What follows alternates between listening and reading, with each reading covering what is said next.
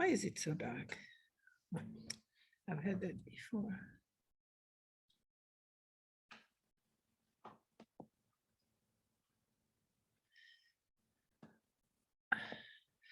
Okay, good morning.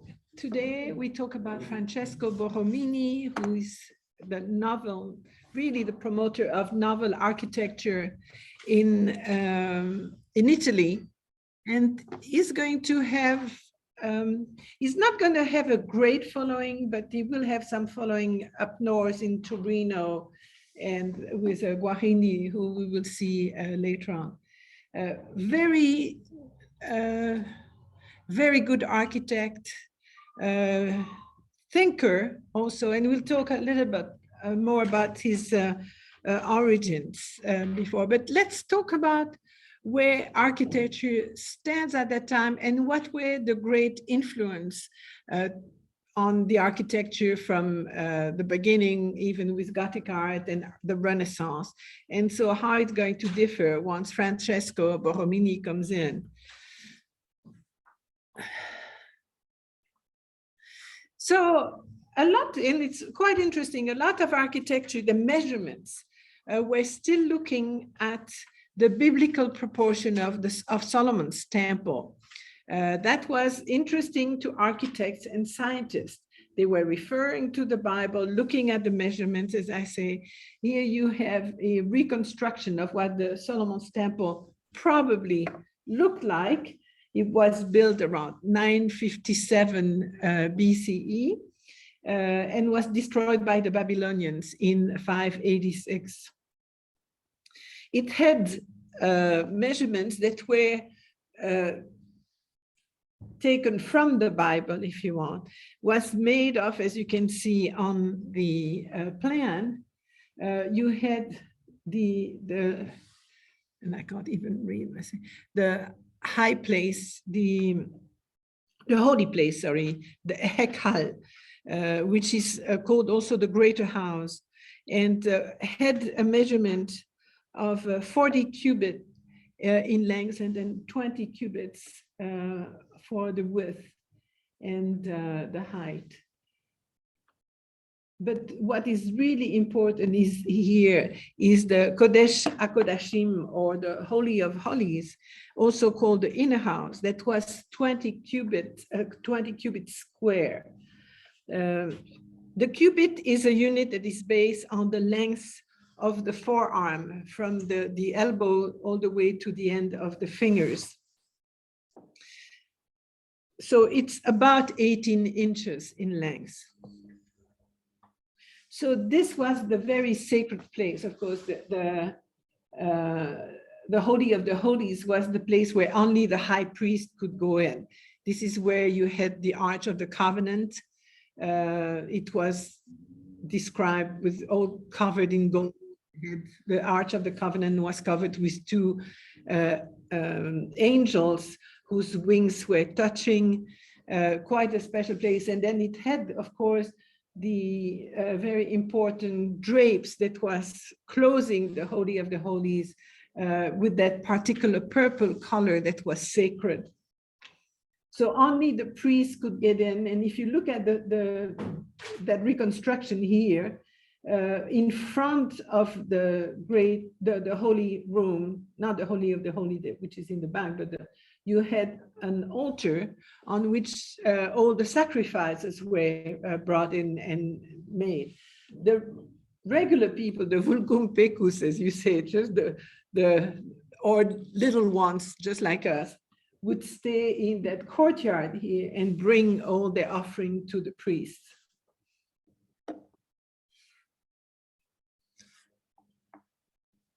So often you see some buildings that are inspired by this. And remember, the baldacchino of Bernini was inspired by the Solomon temple and was decorated with Solomonic columns too, that were distorted columns. Once Christianity came, God was seen as a divine geometer, the great architect, as he was called. And you can see him on this illumination with a compass, really measuring the earth and the whole universe. So everything was supposed to have been built up, if you want, but with very tight rules of architecture and measurement. So one of the aim of the artist and architect was to recreate the perfection that God intended. And one way was through the perfection of geometry. So what you find too is that there are lots of symbols and symbolism. We will see that that's inspired from the Greek also, but they're looking at numbers, and numbers have each meanings. If you look at the number 7, for example, you have 7 notes on a scale. You have 7 heavenly bodies, which was the harmony of the spheres. God had created the world in 7 days. This was the divine master plan. 7 is 3 plus 4, the Holy Trinity, and 4 gospel, 3 theological and 4 cardinal virtues. 3 times 4 equal 12. That's the number of months, number of tribes of Israel, number of apostles. New Jerusalem, on the illumination, you find the design of Jerusalem with 12 gates. So you have all these symbolism, but that exists also, by the way, in shapes. And I'm sorry. You have the circle. Of course, the outline continues with a break, without a break or angle. So it is perfection. It is a symbol of eternity and heaven of heaven, also Mary's purity and unbroken virginity. And so you find some shapes, the circle is a very, very important shape. The octagon is the shape of most early baptistries. It's octavo dies, so it's you have the 8th day is the first day after the repeating cycle of 7 days, which will go forever, preferably in heaven. And so the baptism offers that possibility to have that extra days to have a transition. And then, of course, you have the triangle with the Holy Trinity. Now, there is a very important number that we find that's going to influence architecture actually all the way to now, is the whole idea that comes from Pythagoras. Some say only really Euclid, but we've lost so many of the manuscripts that refer to Pythagoras and so on that we don't have all the works he did.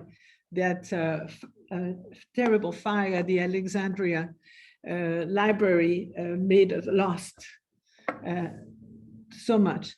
So anyway, the whole idea of the golden ratio, the golden number, coming to the golden rectangle is really important because it's an irrational number. So as you can see, the phi symbol that you have down there, which is the golden number, is a number that goes forever. It's not a finite number.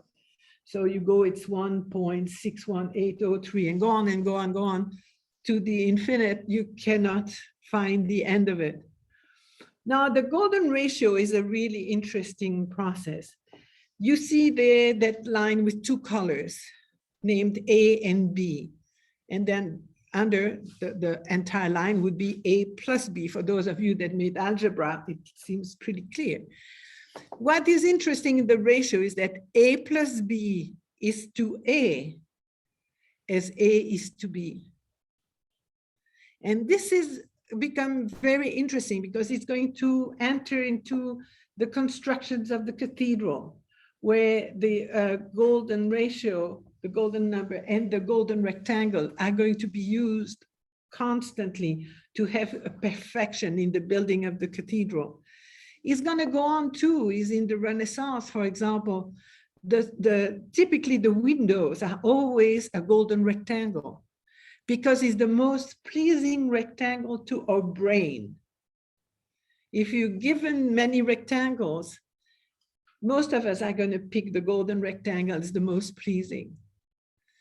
And the way that you can make a golden rectangle is you have a square, you divide it in two, you link the bottom of that central line to the corner, and then you project it outside. And there you have your rectangle. That's the golden rectangle. If you look at the early credit cards, they're the golden rectangle. The matchboxes, golden rectangle. But in most Renaissance buildings, the windows are going to be the golden rectangle. So great number, and that's something all the way to Le Corbusier, the great Swiss architect, all his architecture was based on the golden rectangle and the golden number.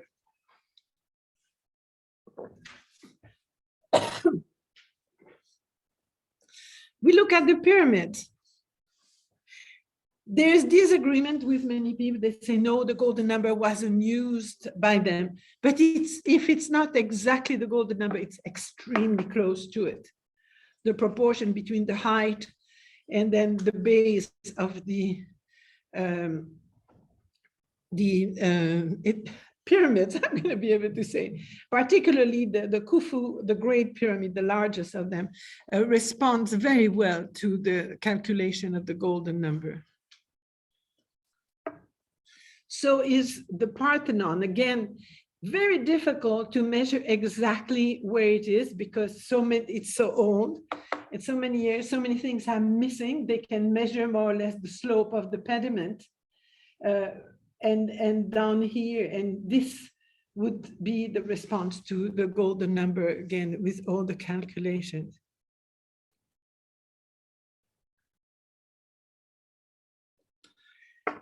In sculpture, the Polykleitos designed literally the perfect man. And when you look at the graphic next to the Doryphoros there, it shows you the search for really the harmonious order from literally, they were looking at man, but they were making it ideal.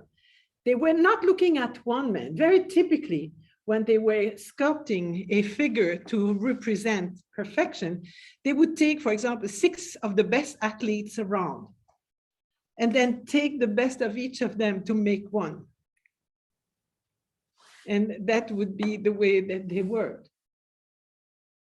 So you have also, again, the idea that the canon of beauty with all measured according to very often just a hand and multiplied by different units.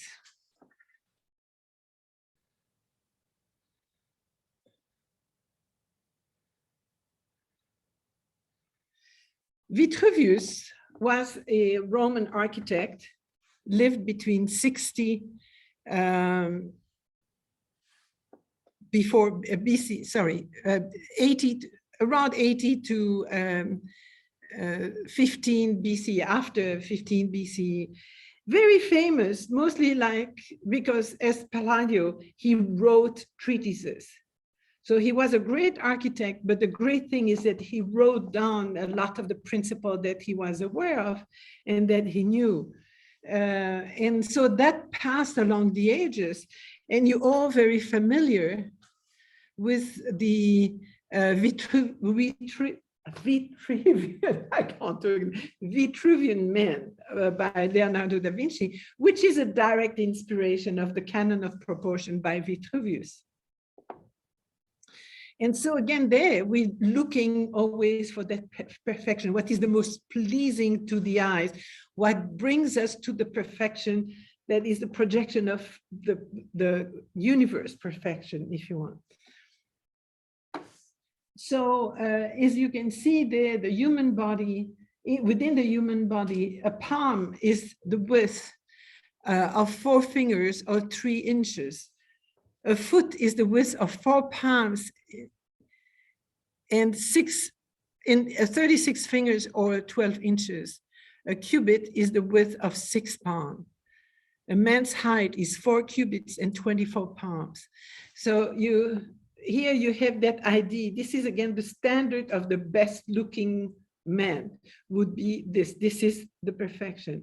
And it's absolutely a wonderful drawing by Leonardo da Vinci that is reproduced everywhere, showing the perfection of man. Vitruvius was dead when the Pantheon was built, but definitely the Pantheon is a building that had tremendous influence on architecture during the Renaissance and later. It's very interesting, as you can see, how it is based on a sphere. When you are inside, you can put the sphere and it's perfectly fitting into the walls as well as the ceiling and the floor. So based on perfection, Vitruvius, as I mentioned, had passed away when it was built, but the architects were looking at his works when they built it.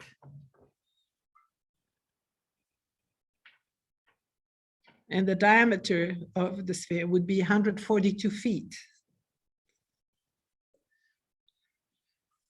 Alberti and Brunelleschi, these wonderful early artists, really both being very much humanists and Renaissance men doing all kinds of things. Alberti being an architect, but as well as a writer and mathematician.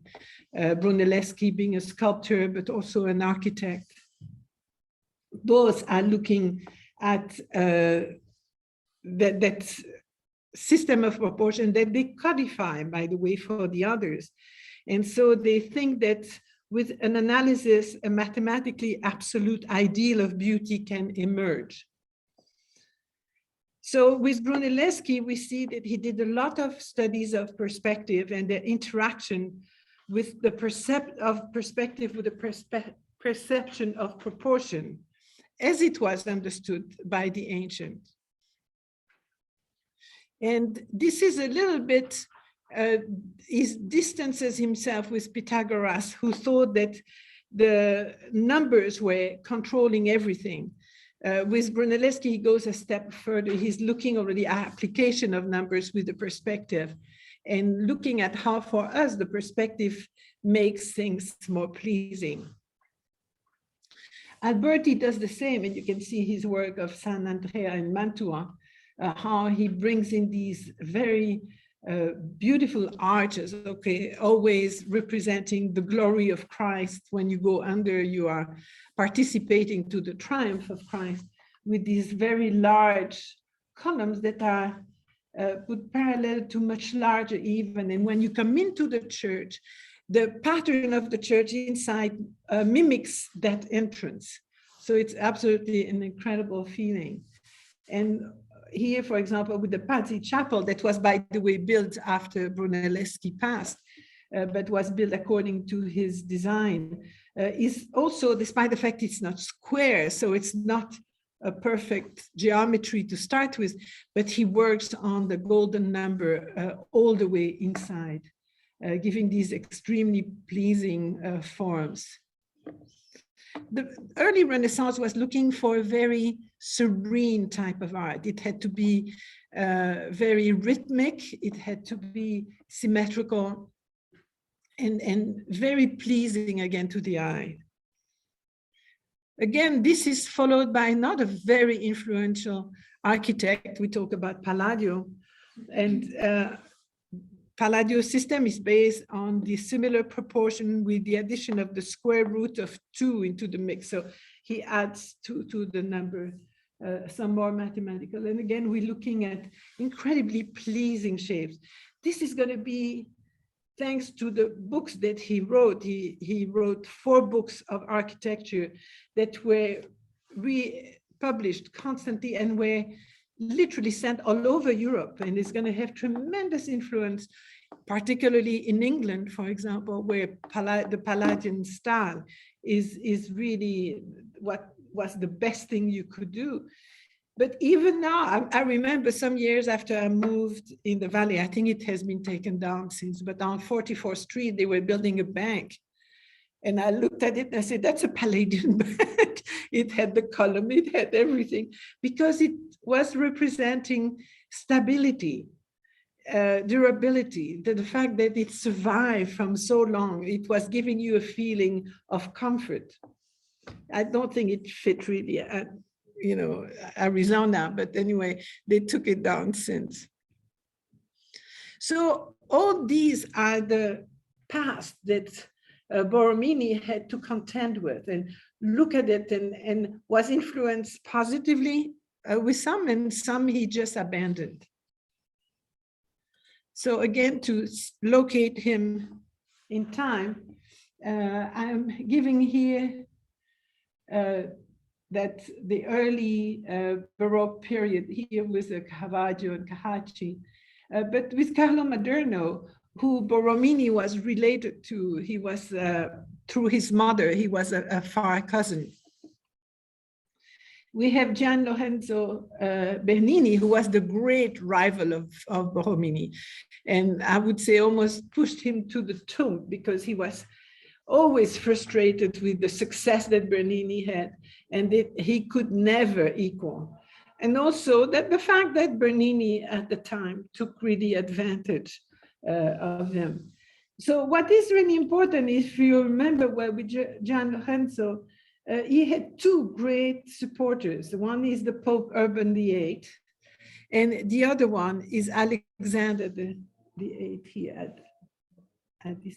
Innocent here was not a Bernini man, and kind of liked Borromini better, but he was not very much of an art person either. So unfortunately for Borromini, he never had the same support system than Bernini had. Can you imagine that Bernini was named by Urban the architect of St. Peter, when Carlo Maderno, who had finished the nave and had done the portico, was still alive and would have been the normal person to get that title, saw a 20 and some years old becoming the architect of St. Peter. And Borromini, you can imagine too, being a real architect, which Bernini wasn't, was extremely frustrated with that. So let's look a little bit at his life. He was born in what is now Switzerland, in Bissone, in 1599. His name was Francesco Castelli. In 1619, he came to Rome and changed his name to Borromini and started working for Carlo Maderno, who was a relative. In 1629, Maderno died, and he joined the group, the very large workshop of Bernini at that time. This where things got really bad, because he was a very capable person, but Bernini was the all master, and he wasn't accepting any, even I would say, close assistant. They were all under his power. And Borromini helped for many of the early works made by Bernini, but Bernini never shared his glory. So when he did something, he paid them apparently pretty decently well, but when the work was finished, the only name on the work was Bernini's. And for Borromini, this was a very frustrating, as you can imagine. In particular, he was quite responsible for the architecture of the baldacchino, the technical side of the baldacchino, and he was never recognized for doing it. So he got his first commission in 1634 and got a series of commissions we will see, but don't forget it's architecture. It takes a long time to be built. It's not like you produce a painting, 3 or 4 paintings a year. In this case, this takes years to be accomplished. And unfortunately, it took his own life in Rome, and we'll talk about it at the end of the class. He had what was called a saturnine character, hypochondriac and very melancholic. Great rivalry with Bernini. He had a passion for geometry, and he,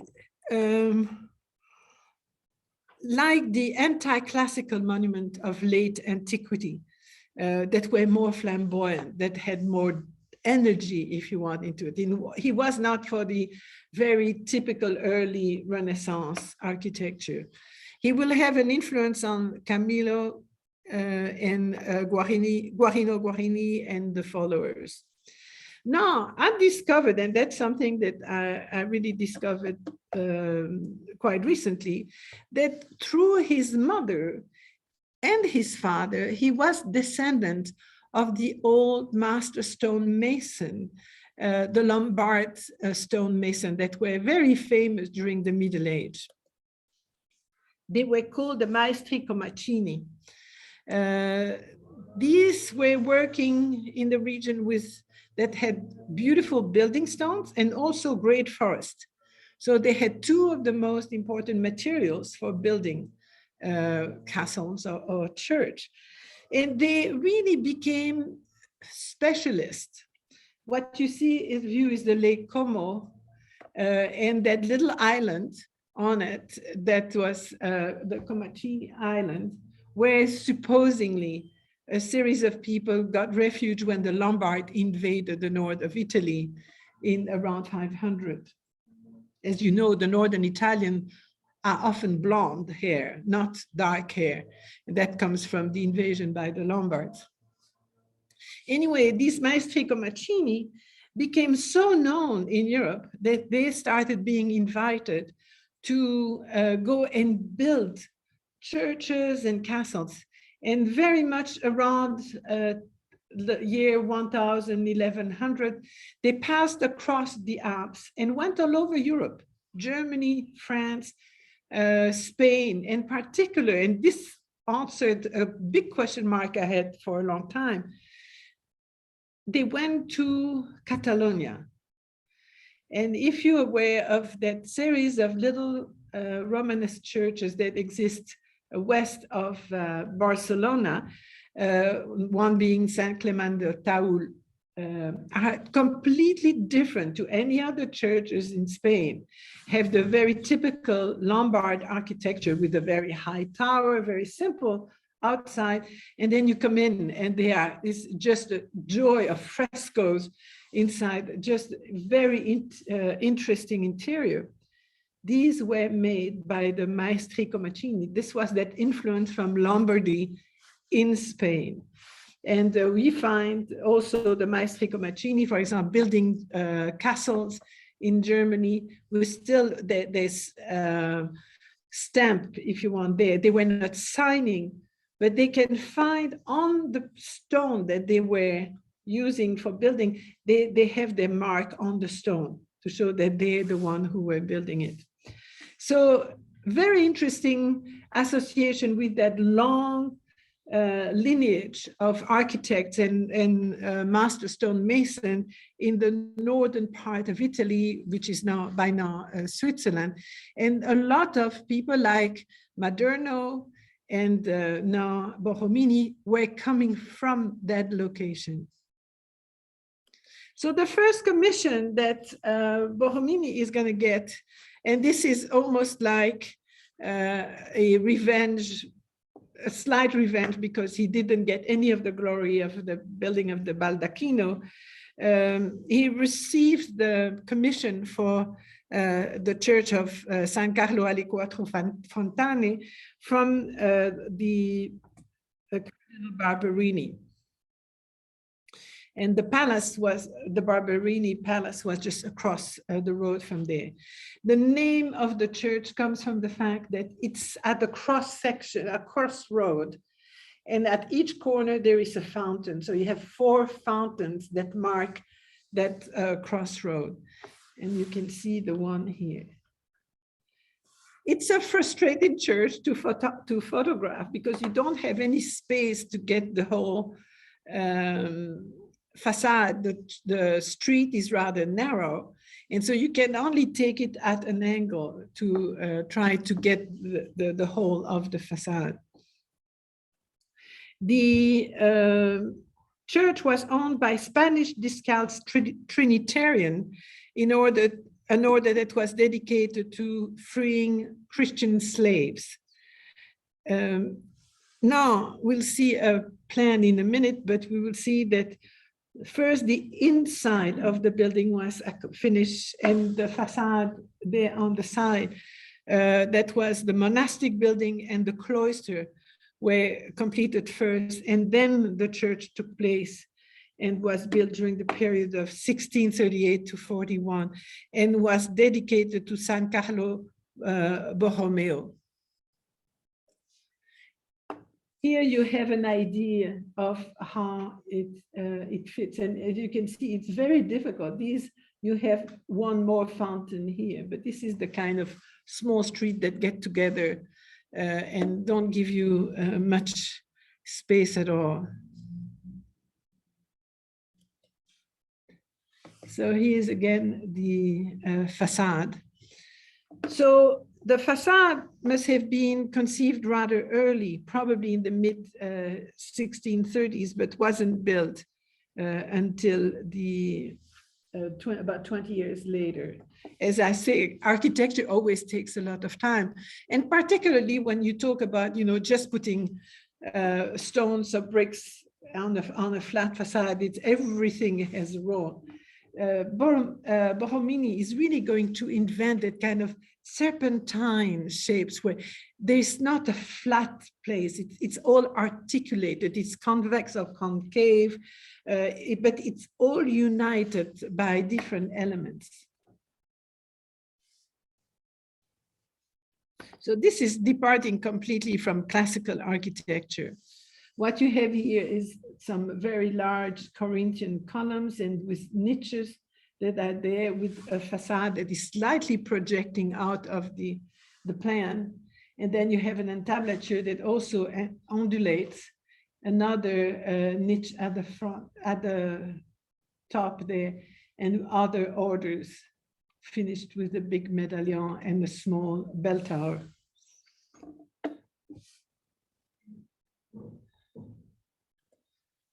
Here's the plan. So you have all the monastic room there, the courtyard here that you see in this, that again, it's not, he could have made it a plain rectangle, but it doesn't. You have broken angles every time, and a very beautiful, kind of very rhythmic type of architecture. It's a kind of a diamond pattern for the church. So this is the shape of church. You enter this way, and he has the way, this is not a very large space, but by the way he articulates it, it gives it so much interest. When you get in, you want to look all around because it has that symmetry, but also a very interesting detail. So some chapels and then access. And so you can look at it, you have a diamond figure and then small triangle at the end.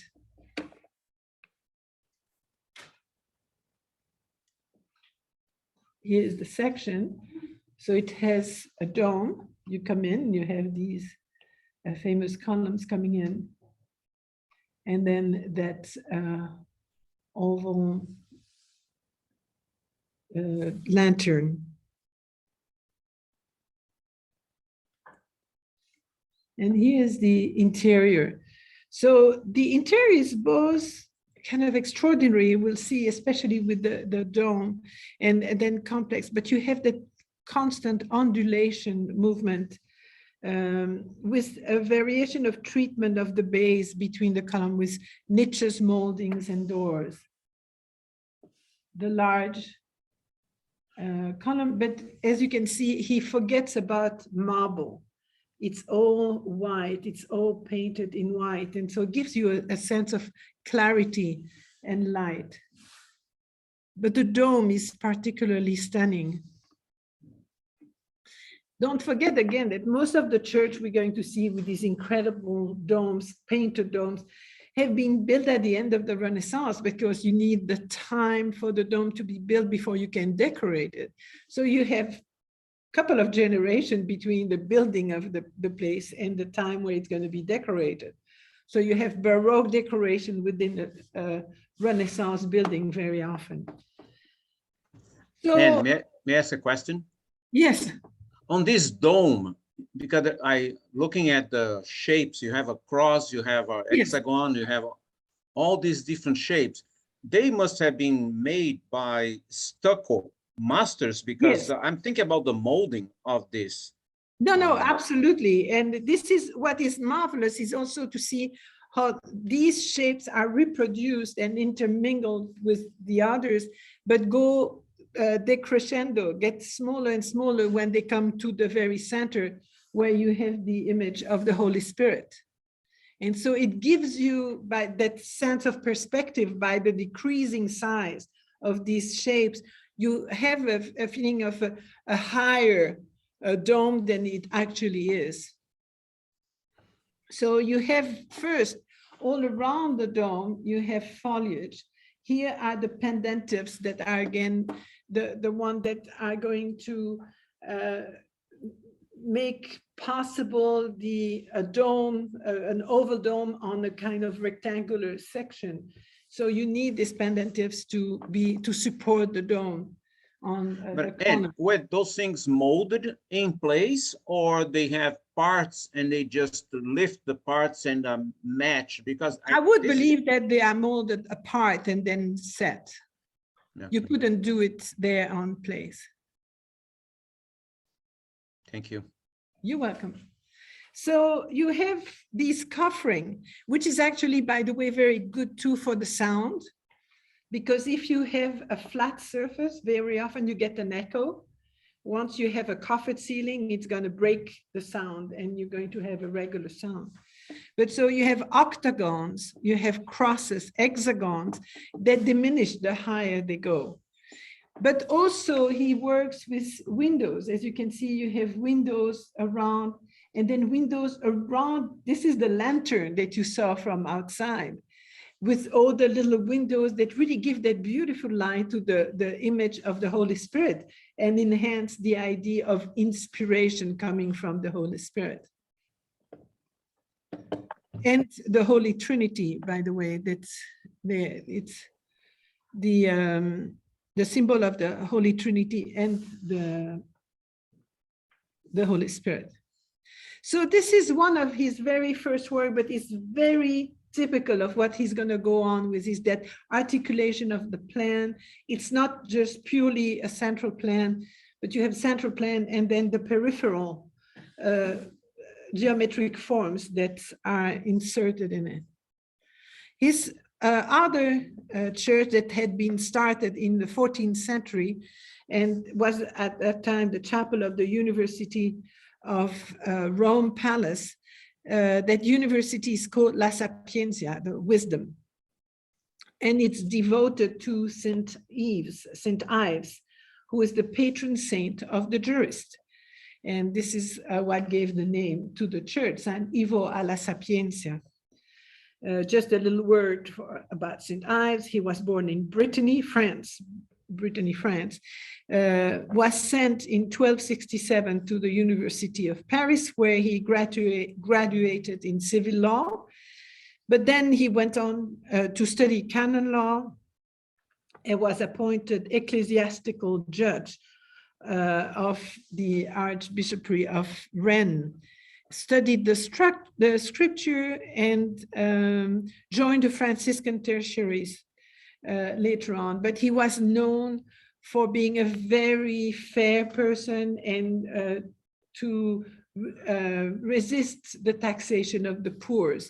And so he became, at his death, very quickly the patron saint of jurists. He was canonized in 1347. So what happens is that when Borromini got the commission for the church, he had to adapt his design to an already existing palace cortile by de la Porta. And that's what you see here in front. It was that kind of a courtyard that existed, and the church was at the end in a rather small space. And so he has to adapt his design to this, which is a little bit what he had to do with the San Carlo. But again, there we see his love for symbolism, as we've seen with the other. As we talk about wisdom, he starts with the Star of Solomon, the Solomon seal. And Solomon is already was in the Bible a symbol of wisdom. Remember his judgment, the judgment of Solomon. So he was that sign of wisdom. So he uses the basic of the Solomon seal in the implementation of St. Ivor's architecture. The idea of, he has also using that the triangle, but in very small one behind that side chapels, you have the other arms of the star. So you have actually the layout of St. Ivo is based on a set of two centered equilateral triangles, one of which is at the apex, and then the other one at the entrance of the church. So all these go back again to the universal man and the whole idea of perfection into the universe, and therefore the wisdom. And so that sacred aspect as a mediator between heaven and earth, wisdom and knowledge. So again, we will see how you have that incredible geometry when you get into the church. And that's with all the work that Borromini does. You don't just look at the main altar, no, you look at that whole rhythm around the church. It's a very rational architecture, but very difficult to see. So here is an engraving of, you now see the cortile, and then a section of the church when you get in. So you have that dome. As you can see, it's very different from the outside. You have always a double layer. And then the very large and beautiful lantern that we're going to detail in a minute, because again, you have lots of symbolism there. The dome is a corkscrew lantern. So not just a plain like Leonardo's lantern, but it's a real novelty. And the way that he has these broken entablature that you have all around there is very much a reminder of the classical architecture that you can still find in Baalbek, but it's the late classical architecture. So there is definitely, he didn't go to Baalbek, but you can be sure that he had plenty engravings and so on that were circulating and that he was interested in. There might have been some in Rome that don't exist anymore either. But this is incredible to see, and it stopped then with that ball, and you can't see it there, but there's also the sign of the dove and holding a twig. And these are some of the signs that you find. So the dove that we had seen on the top is again reproduced on the shield of it's the Holy Spirit who gives us the real light and teaches us wisdom.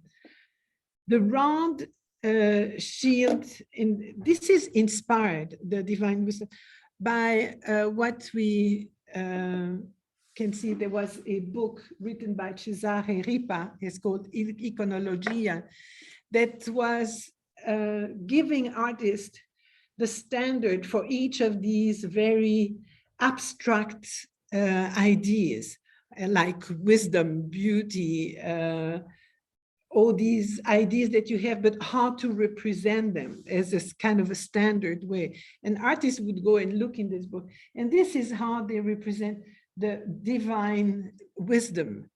And you have the woman holding on one hand the Bible with the 7 seals and the lamp on top, and on the other you have the Holy Spirit with his infinite wisdom.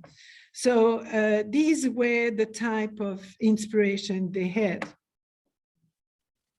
So the closed book from which hangs the seals means that the judgment of divine wisdom are hidden from men. I'm trying to see where it is. Yes, and you find it reproduced here, and it's surrounded by clouds. Because it's surrounded by clouds, it means that its acquisition is very difficult. But it is, some people consider it a treasure buried in the earth. If it is sealed that way, it's not to deprive mankind of it, but to induce them to reach it by hard work, without them becoming proud nor self-centered. Now, the lamb that you see, the Paschal lamb, is following the words of the Apocalypse. The same lamb which has been immolated is an example of virtue, wisdom, and divinity. The other reason is about the condition of human creatures, who should not be superb nor malicious if inspiring to wisdom, and so on and so on. So the whole, all this symbolism, it goes back into either Revelation or other things of the Bible. Then you can see the Holy Spirit on the very top.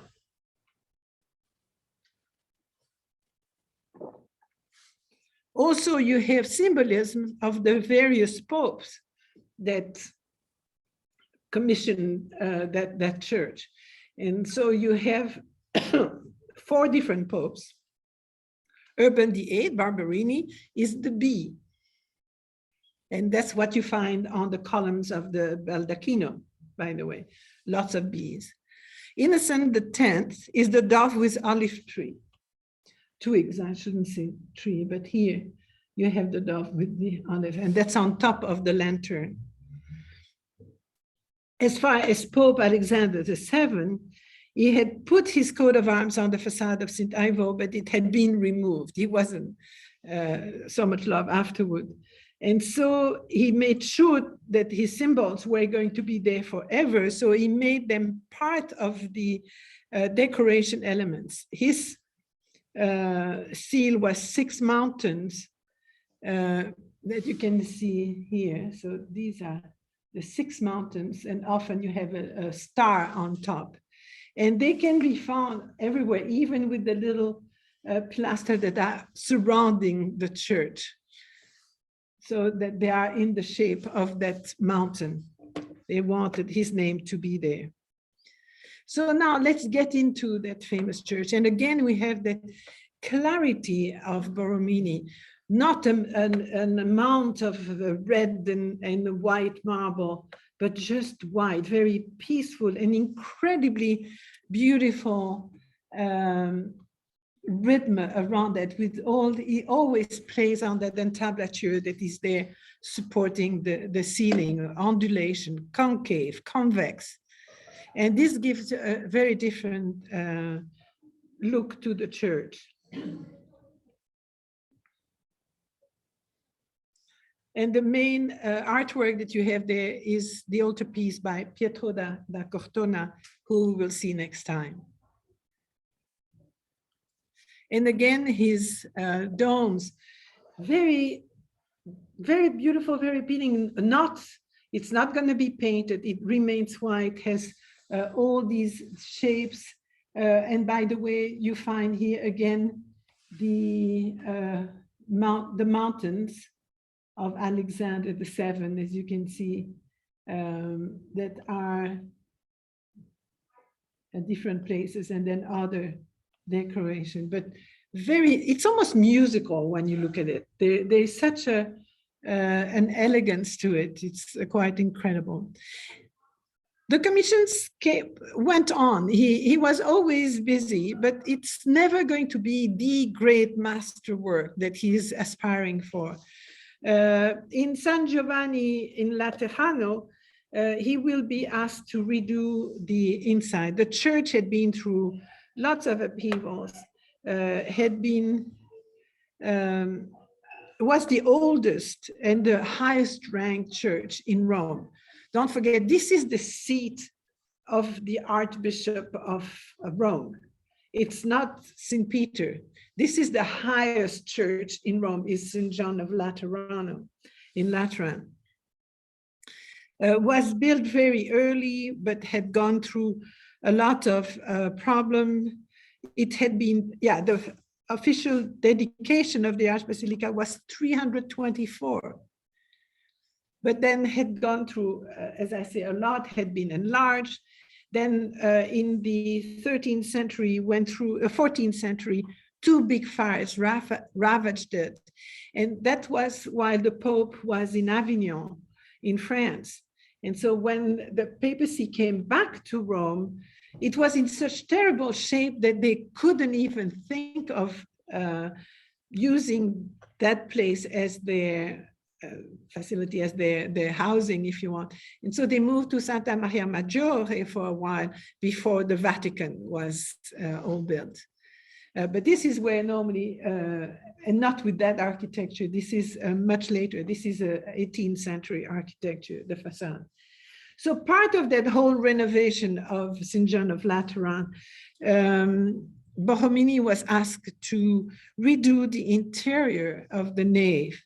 And so what he was asked to do is to decorate both sides of the nave. And what he did is install these niches that are, in a sense, a little similar to the one in St. Peter at the crossing.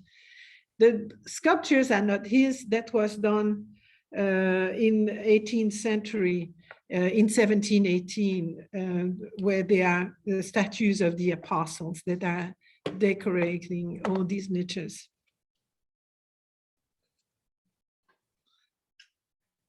The problem with architecture is that you have often many generations of architects or architects that succeed one another, and they every time change the plan of the previous one to their taste. This is going to be, yes. And on this church you just showed. Yeah. And the facade is really, still is a classical style. It's Palladio. Yeah. Inside, I mean, you have straight lines outside, and inside you have all these circles and. Yeah, the facade was finished in 18th century, so it had gone through different things. It's nothing to do with Borromini. It's another architect. It's Galilei was the architect that finished the facade in early 18th century. Okay. So nothing to do with Borromini. Borromini only got the interior to be part of the interior to be done. So moving back to the Piazza Navona that we have talked about a lot with Bernini, and also for the fact that it had the Barbarini Palace on it. We'll see it in a minute. But just across from the famous fountain to the Four Rivers is a church that is San Agnese in Agone. And Agone was the old name for the Piazza Navone. It was a circus where they would do foot races. And so he is going to get the commission to renovate the church and finish the facade as well as the inside. So the idea, it's dedicated to St. Agnes. She was a member of the Roman nobility in 291, was raised in a Christian family, but then she suffered martyrdom at the age of 12 and became one of the favorite patron saints in Rome. And her remains were supposed to be to be buried in the crypt under the altar. Always interesting to look back at how the Piazza Navona existed before, and I'm really interested. So here you have San Agnes, and here is the Barbarini Palace, the big fountains, the Moor fountain and the La Porta fountain. Completely different to the look that you have nowadays. It's really nice to see this. So that was painted in 1699. So shortly after St. Agnes, it was built, finished. Here is another view. This time it's by Piranesi, made at the end of the middle of the 18th century. Again, you can see a busy place, lots of merchants, and I love the way they have these shades to protect the stores. So you would have a palace and they would rent the bottom level where they didn't want to live to stores.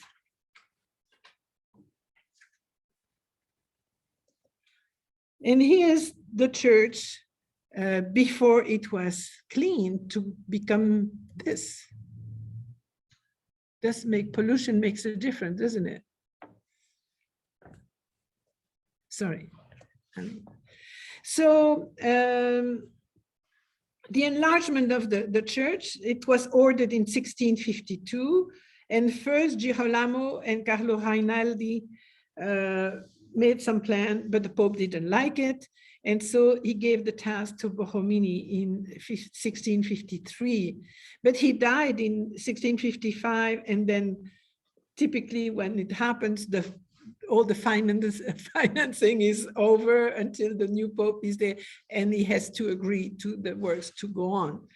So Borromini wanted to move on. He made the plans, but it's Carlo Rainaldi that took over. Then the Camillo died before the church was finished. So the Camillo, it's not Camillo, sorry. Carlo died before the church was finished. And so his wife decided to call in Bernini, who came. And he altered Borromini design, leaving the facade mainly as planned, but he's going to add a high pediment. And so finally the church was completed in 1672 and consecrated early that year. So you cannot talk about pure architecture when you have a succession of people that are going to do a little piece here, a little bit there, and change. So it's quite interesting when you see the plan of Borromini, where he wanted a recess for the church and a staircase that would go up. But Rinaldi changed the facade and made it a concave facade. And by that became an architecture that was influential on the rest of Europe. And here is actually the church itself. So you can see the difference between what Borromini had done and what it ended up. As you can see, the two towers, the bell towers are much higher. You have a pediment that was minimal with Borromini. It's become large because Bernini liked that. A different work. The plan of it is also interesting. It corresponds very much to these small churches that Borromini is going to work on. That is in a sense almost like a Greek cross plan, you know, with the two arms of the same size. This had been decided by Rinaldi, but then Borromini added to that 8 large columns, and this time of red marble, on which the dome rests. And you can see they are the different columns. I think you'll see. Yeah, see better. And here you can see the interiors. These are these red columns that support the weight of the dome.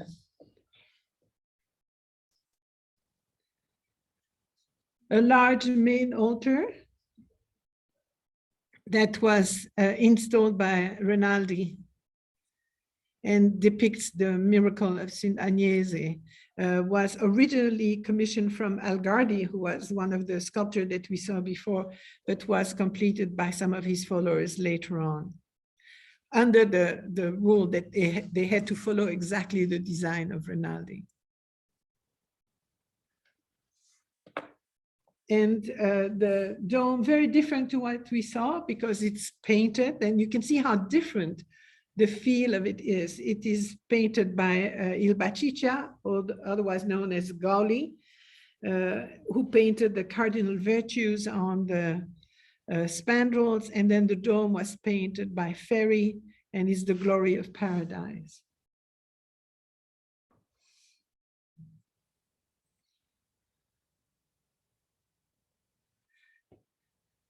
Then he's called to redo the facade of the oratory of Saint Philip of Neri, Facade, and the oratory inside. Philip of Neri is an interesting character. He's one of the mystics. I'm wondering. No, we'll do it all at once. We'll do the Q&A at the end. Philip of Neri was one of the mystics of the 16th century that is going to be very influential on the 17th century because of the Counter-Reformation. We talked last time about Saint Teresa of Avila. And this time, we talk about Philip Neri, and we will talk about Ignatius of Loyola. Philip of Neri founded the Congregation of the Oratory that was recognized in 1575.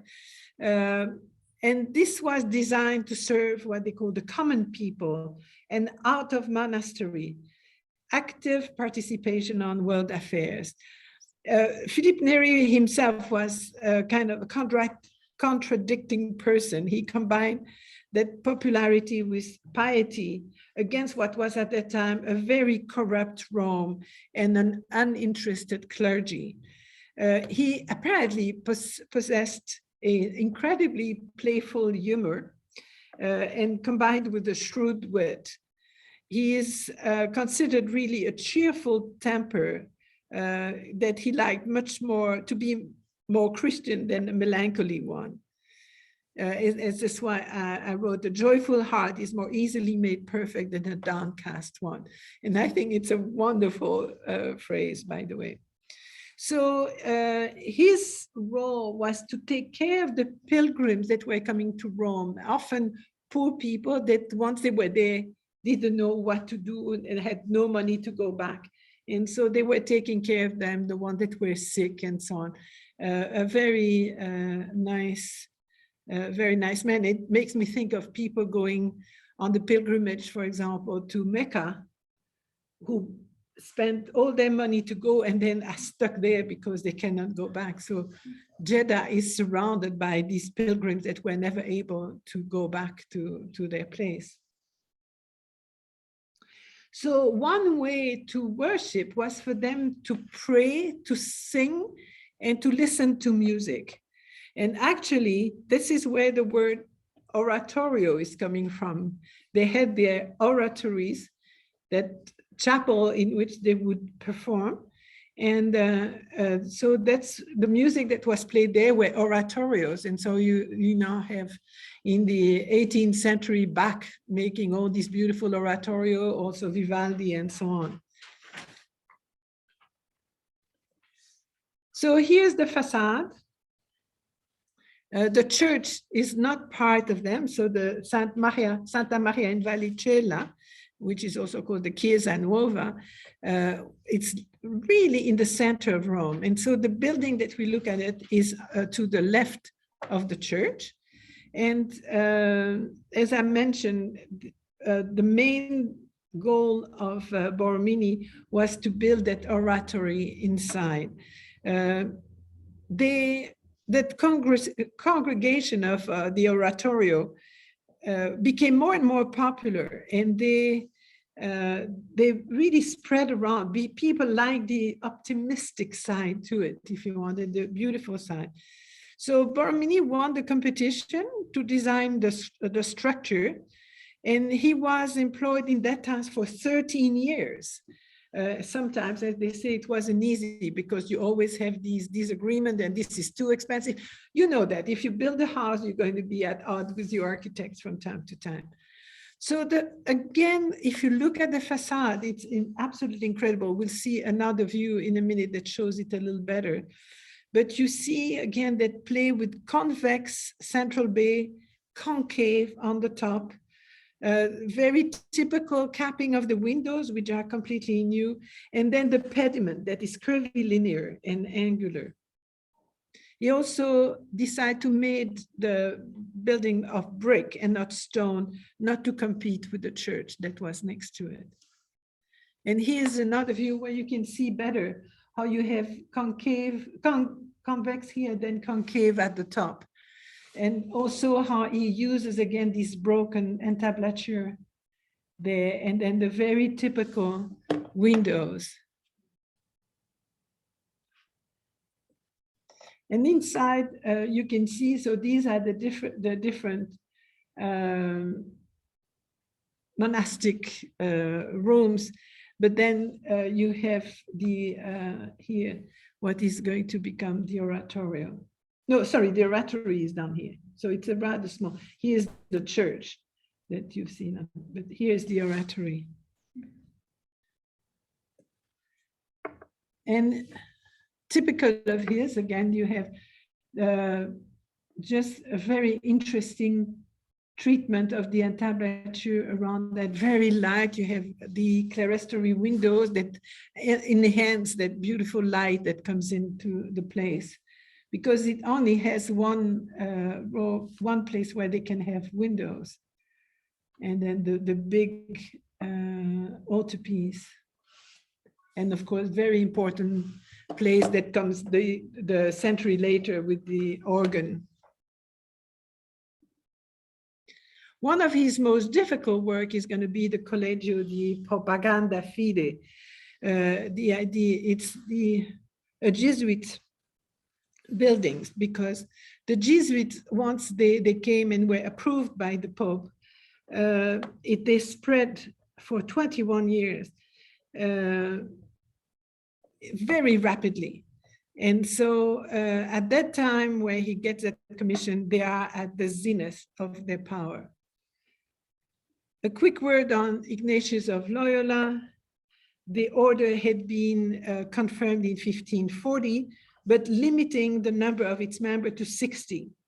And that limitation was removed 3 years later.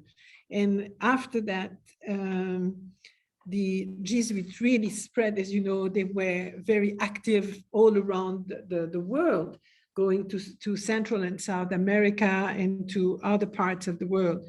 Early on, Ignatius was chosen to be the superior general, and he's the one who sent his companion as missionaries around Europe, and particularly creating schools, which they're still known for. The Jesuits are a perfect order that create these schools that produce such a wonderful student, colleges and seminaries.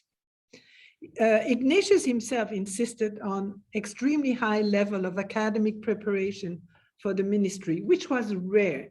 At that time, most of the clerics were totally uneducated. And this is what made the Jesuits very powerful. Actually, right now, let's say this is a statistic dating back to 2008, they're the largest male religious order in the Catholic Church, with 18,800 and more members, of which 13,300 are priests, almost 2,300 scholastic students, and then you have brothers and novices. The Society of Jesus, as it's called, required military discipline, strict vows, militant in missionary zeal, opposition, unfortunately, to new scientific age, and then blend of active and contemplative life. One of the centerpiece of their worship and their life is what you see there, the cover of the spiritual exercises that was considered a must for any Jesuit, and many, we know that Bernini did it too. They were reading this and really were very actively meditating and contemplating on the nature of the world, of human psychology, and the man's relationship to God through Jesus Christ. And in that spiritual exercise, the senses are all used to smell the sulfur, to hear the shrieks of the sufferers, taste the bitterness of their tears, feel their remorse. And that exercise that is divided in 4 weeks was going from contemplation of sin, the life of Jesus, passion of Jesus, and resurrection of Jesus. And this is very much an exercise that the Jesuits do all the time. Now, the problem Borromini had when he did that, it was an extremely difficult plan to produce, because it's just next to the Piazza di Spagna, so the Spanish Steps. Here is the main facade, and then it goes at kind of a triangle. So very difficult to deal with that shape and make sense of it. So what we're going to look at is actually the facade that was made by Bernini, but all the rest is made by Borromini.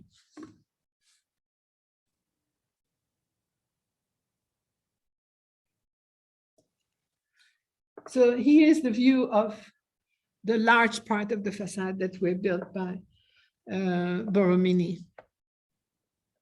This was founded for the training of missionaries. The first plan submitted by Borromini was in 1647, but nothing was done until 1616. And normally on the corner of that facade was the gigantic coat of arms of Pope Alexander VII that you can see here, but that has disappeared since. And here's some idea of the facade. So you see, what you see, this is an enlargement of that part that is the main entrance to the college. And nowadays is the same thing as what happened with the Palazzo, is the floor rooms have become stores, but the rest is still used for the same purpose.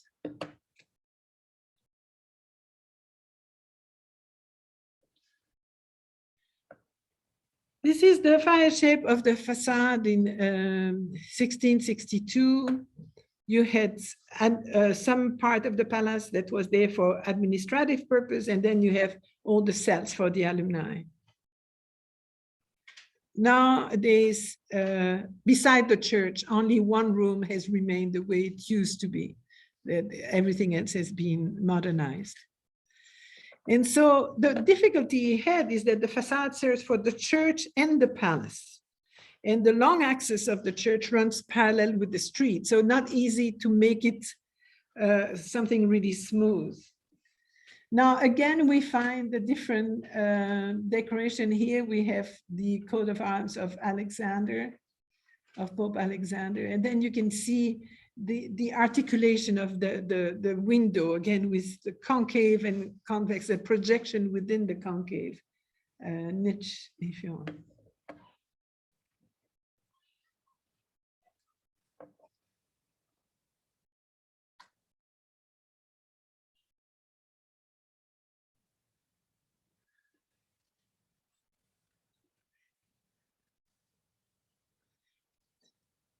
The chapel that's dedicated to the Magi, by the way, is very typical, again, of Borromini. You can see beautiful, I love these ribs that are crossing one another on the top, but broken entablature there, and then the columns that unify the whole thing.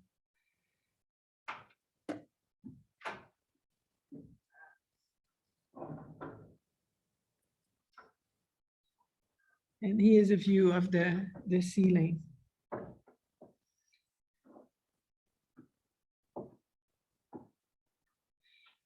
Now, as I mentioned before, Bernini died in a very brutal way. It was, as I mentioned to you, the fact that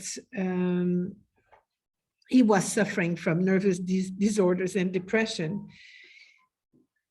He committed suicide in Rome in 1667 in a very strange way. Supposedly, he wanted the light. He had very big difficulties to sleep properly, and he had his valet that was always close by. And he was trying to sleep, but he wanted the light to be on, to be able to sleep. He called his valet, who refused to do it. And in his rage, he positioned his sword a certain way, and he projected himself on it and committed suicide. He survived for a day enough to dictate to a friend the entire ordeal of his suicide and death, which is quite interesting. So it was apparently very painful. He made his will, giving all his possession. He was a pretty rich man by then, to a friend cardinal of his that had helped him a lot. He wanted to be buried under a stone without name, but close to his relative Carlo Maderno. The stone that you see here was added by the Swiss embassy in 1955. That gives a better idea of what he did in his life and his name. So quite interesting end that corresponds to the, to the torment that he lived through. He seemed to have had a very difficult temperament, but a great artist. His art was probably too difficult to be followed easily by others. We'll see when we see the end of the Baroque how Guarino is going to be a good follower. He's going to do some wonderful things in the north. So I prepared for you a little bibliography that you can see on the net. Probably quite interesting is the second one by Morrissey, The Genius in the Design, Bernini, Borromini, and the rivalry between them, because that's very dynamic and it shows you a lot. And then next time, we'll talk about the architecture and frescoes of Pietro da Cortona. We go into a completely different style, particularly for the interior decoration. But I hope you have some sympathy for Borromini, because I think he did something very different. Thank you very much. Let me just finish the recording.